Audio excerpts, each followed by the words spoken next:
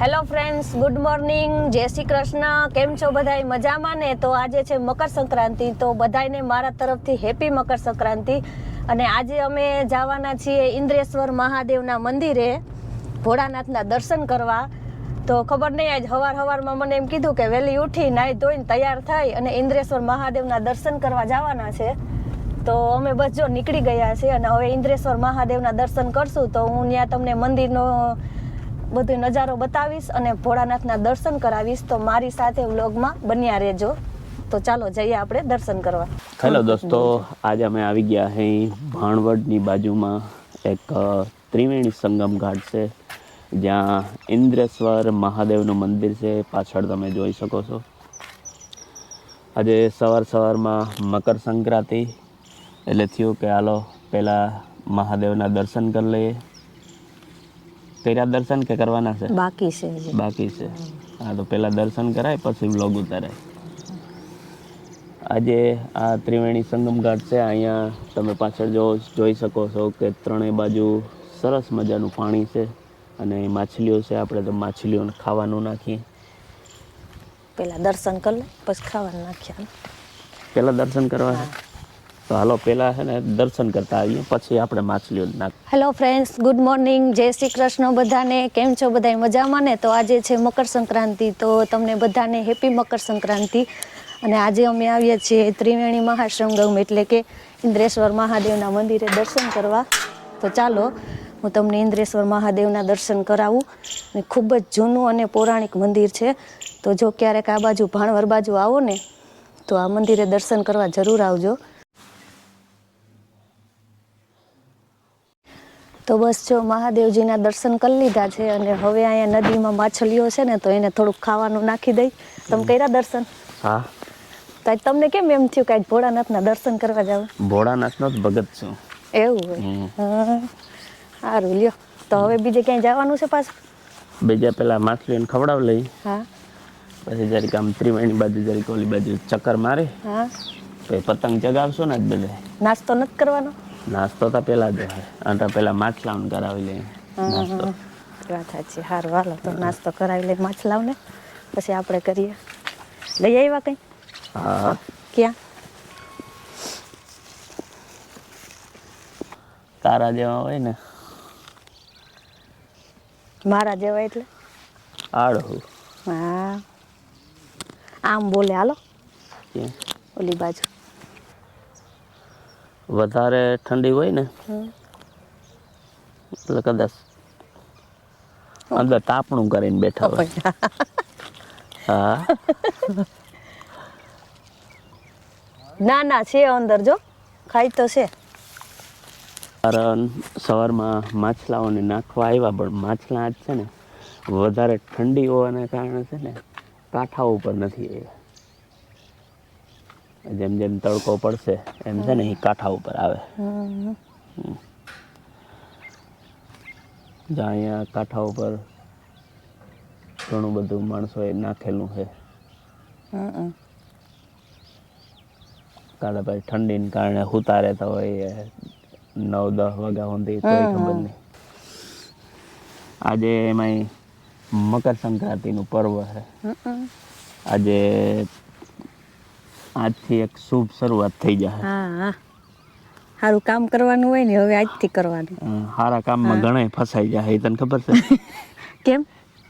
આજથી લગ્નની સિઝન ચાલુ થાય. હા. લગ્નમાં પછી ઘણા ફસાઈ જ જાય. ફસાઈ કઈ ના જાય તો તમે હું ફસાઈ ગયા? બીજું શું હોય. હા, આજે શુભ શરૂઆત થઈ જાય. લગ્ન પ્રસંગોની શરણાઈઓ વાગવા માંડશે. તમને આગળ જ બતાવું, એક પ્રી વેડિંગ એ ચાલુ છે અહીંયા. ઘણા માણસો પ્રી વેડિંગ. અને આજ ને કાલ 2 દિવસ એવું હોય કે ક્યાંય મુહૂર્ત જોવાનું જ ના હોય. ગમે કાર્ય કરવું હોય ને વગર મુહૂર્તે ચાલુ કરી દેવાનું. સામે મુહૂર્ત ના જોવાય. મુહૂર્ત જોઈને શું ફરક પડે? મુહૂર્ત જોવા તો પડે ને એમ તા. હા, ચોઘડિયા જોવા પડે, મુહૂર્ત જોવા પડે. ના કરે બધા લગભગ સારું ચોઘડિયું જોઈને જ જતા હોય.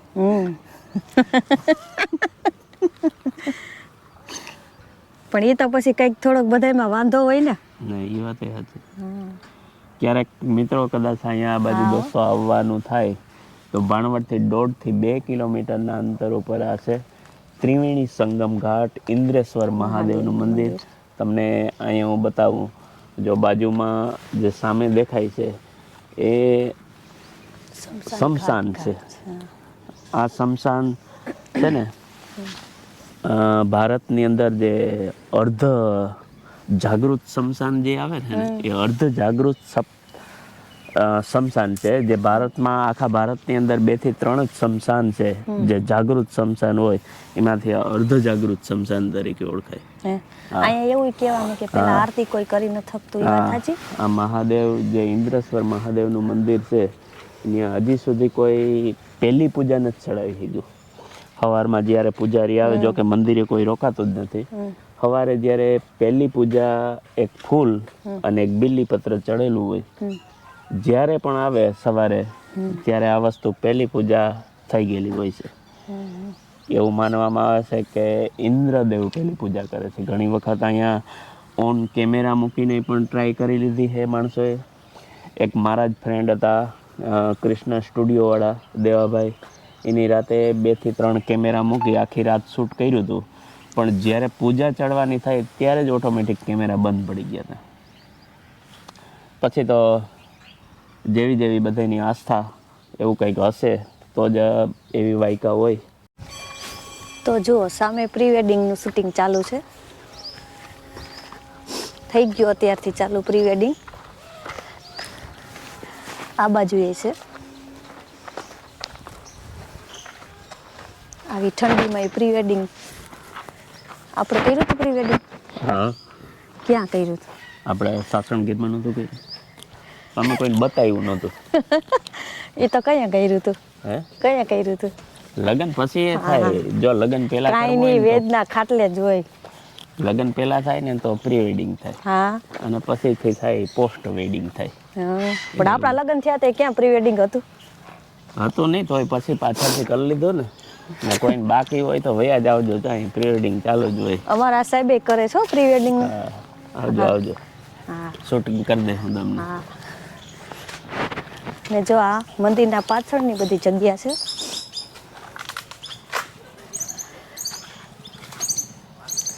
આ બાજુ હિંચકા ને એવું બધું છે, છોકરાઓને જો કોઈ હિંચકવાનું હોય, રમવાનું. જોઈ શકો કે આવું પહેલાં હતું નહીં, પરંતુ અત્યારે એક બહુ મોટા પાયે કન્સ્ટ્રક્શનનું કામ ચાલુ છે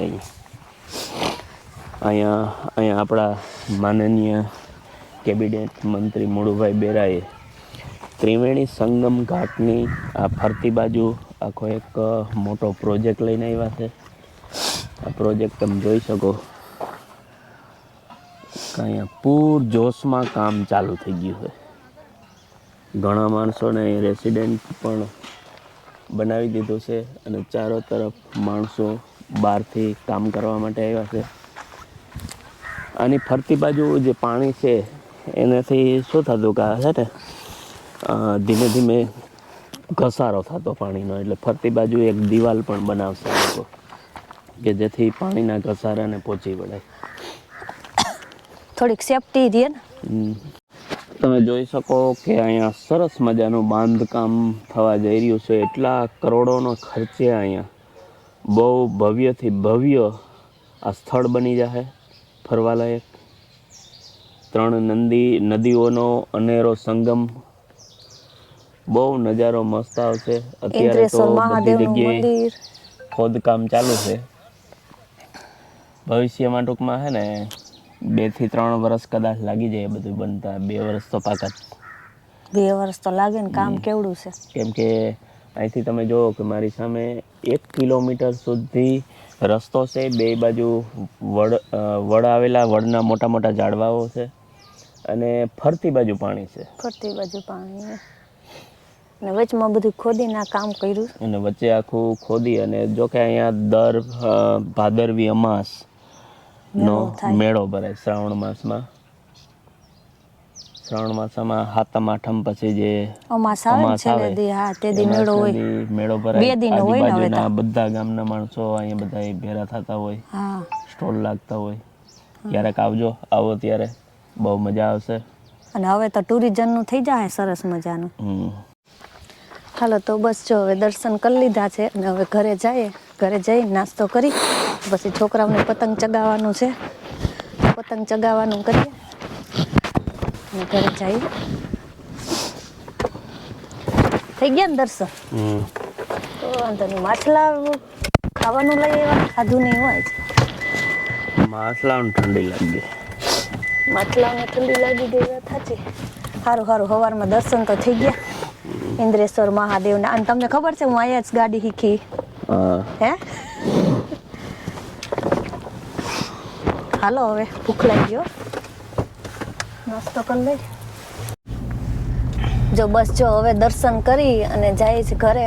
ઘરે જઈ અને નાસ્તો પાણી કરીને પછી ક્રિશને પતંગ ચગાવવાનું છે તો પતંગ ચગાવશું. જો આ નજારો જુઓ તમે. વાહ ભાઈ. આ વખતે વરસાદ સારો હતો ને એટલે પાણી એ ફૂલ. પાણી બહુ મસ્ત મજાનું ભર્યું છે. હા વરસાદ હતો ને આ વખતે. અને જો આજે આપણે ઓલું સ્મશાન કહીએ ને આ એ જ છે ને. હેલો ફ્રેન્ડ્સ, તો અત્યારે વાગ્યા છે 12 અને અમે દર્શન કરીને આવતા રહ્યા છીએ. અને ઘરે આવી નાસ્તો પાણી કરી ઘરનું બધું કામ કરી અને હવે જો અગાસી પર આવ્યા છીએ પતંગ ચગાવવા. તો જો હું તમને બતાવું ક્રિશભાઈ અમારા પતંગમાં કેવી રીતના. હું ક્રિશ કન્યા બાંધી લીધા ભાઈ? બસ તો કેમ પાછો દોર લેવા જવો પડ્યો તો? નબળો આવી ગયો તો. નબળો આવી ગયો તો. હા. અને આ જો ફરતી બાજુ શાકભાજી વાવ્યું છે અને હવે બાપ દીકરો બે પતંગમાં કન્યા બાંધવાનું દોર બાંધવાનું વેરગા છે. આપને તો એમાં કંઈ ખબર પડે નહીં પતંગ ચગાવવામાં ને કન્યા બાંધવામાં. તો જો સામેની મેળી ઉપર એ બધા હાવ મશગુલ છે પતંગ ચગાવવામાં. અને આ બધી ફરતી બાજુ શાકભાજી વાવી દીધું છે એટલે ક્રિશભાઈને થોડીક તકલીફ પડે છે આ વખતે પતંગ ચગાવવામાં. તો કંઈ વાંધો નહીં, પતંગ તો એક જ દી ચગાવવાનું હોય ભાઈ. શાકભાજી ઓર્ગેનિક મળતું હોય તો. કેમ તમે શાકભાજી વાવ્યું બધાય?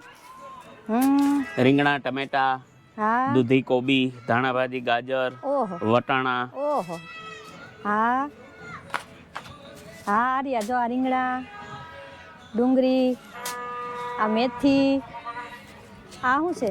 ફ્લાવર. હા, આ ટમેટી, ધાણા ભાજી, આ કોબી, અમારી ધાણા ભાજી, આ પાલક થઈ નહીં હો, આ મરચી.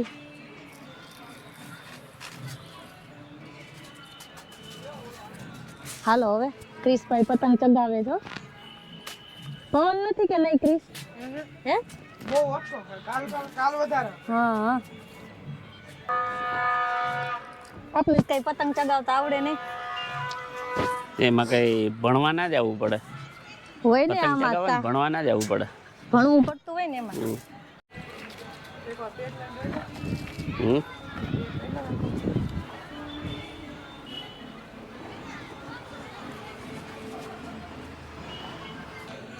બધા પોતપોતાની મેળી ઉપર પતંગ ચગાવવા માટે આવી ગયા છે. તમે જોઈ શકો છો બધી અગાસીઓ ભરચક છે. હા મેડમ ફિરકી લઈને ઊભા છે. બસ ખાલી ફિરકી પકડતા આવડે. બસ ખાલી ફિરકી જ પકડવાનું હોય, બીજું કઈ ના હોય એમાં. પવન નથી આજો.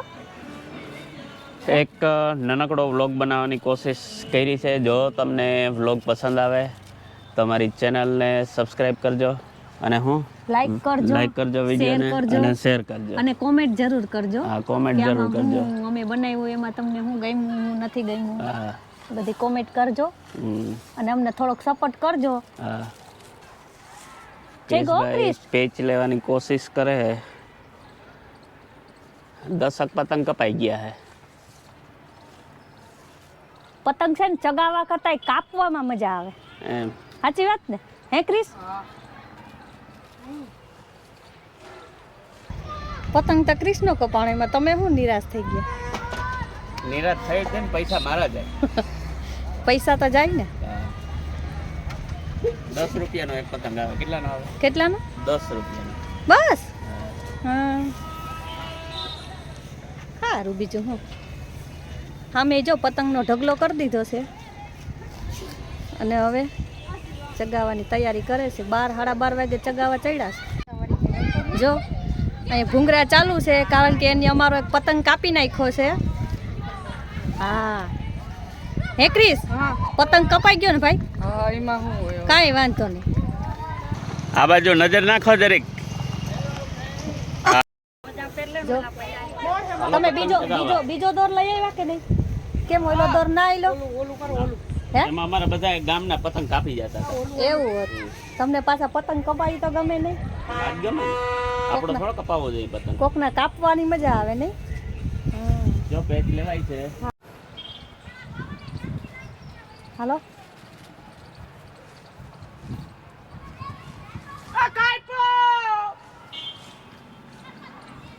કાઈપો. હાલો ભાઈ. તારો કપાણો કે તે કાઈપો ક્રિસ? હે એ તો કપાતા હોય ને હા. કાપવાના હોય. પણ એમાં અમાર ભાઈને થોડુંક કપાય ને હમ. તો નથી ગમતું. હમ. કોકનો કાપે ને તો મજા આવે. હમ. હા ને દોર જો નીચે ભેરો કર્યો. હાલ વીટવા હે વીટુ ક્રિસ? વાહ, વીટવાની પદ્ધતિ સારી છે. આમ જ વીટજે. એવું જ હોય હો. હમ. હા પેલા હે ને વીટતા શીખી જાય ને પછી ચગાવવા આવાય પતંગ. હા તો એ તમે કીધું તું આમાં કઈ ભણવા જવાનું ના હોય. હાલ પણ એવી રીતે વીટવાનું હોય. હા લાઈ જો આમ વીટાય જોઈ લે. હમ. આમ વીટાય. સારું હાલો ને. કેમ આમ? વીટતા આવડવું જોઈએ. ધીમે ધીમે શીખી જા હું. હમ. અમુક માણાની યો પાસે ને ક્રિસ પતંગ ગયો.